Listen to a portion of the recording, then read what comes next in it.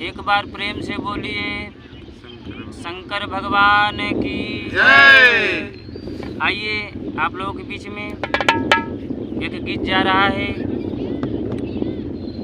हमारी पार्टी की ओर से, हम सभी लोगों की ओर से।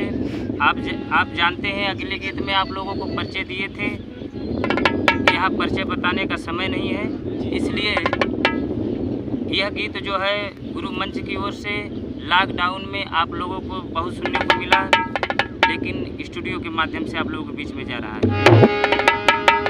आइए यह गीत लॉकडाउन के समय कैसे एक शिष्य इसको गाते थे बताने का प्रयास कर रहे हैं। क्या है भैया?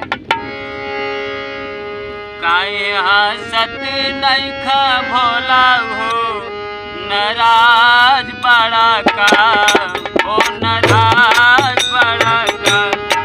काहे हंसत नइखा भोला हो नाराज बड़ा का, ओ नाराज बड़ा का।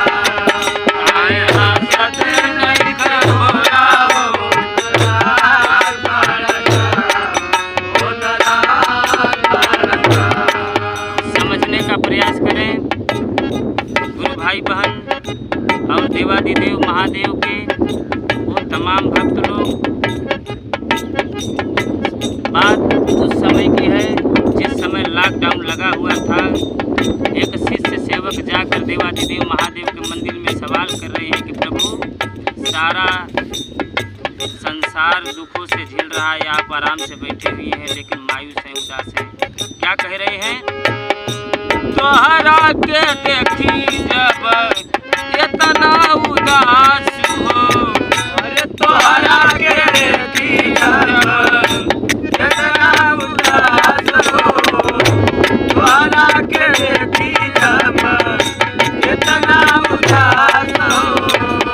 हे हो भोला मानिक अटकल बसास हो, हे हो भोला मानिक अटकल बसास हो, हे हो भोला मानिक अटकल बसास हो। काहे महिमा बरसावत नाही आज बड़का हो रे, आज बड़का। काहे हंसत नइखा भोला हो नाराज बड़का, ओ नाराज बड़का। काहे हंसत नइखा भोला हो नाराज बड़का, ओ नाराज बड़का। आगे वाली लाइन में वह सेवक शिष्य और कुछ बताते हैं। क्या कहते हैं?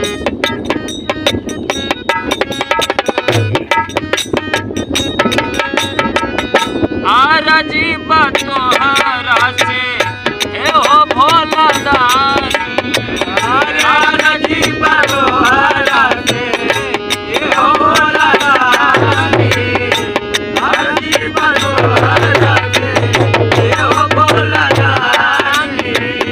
हंसदाना एक बेरा हाथ जोड़तानी, और हंसदाना एक बेरा हाथ जोड़तानी, हंसदाना एक बेरा हाथ जोड़तानी।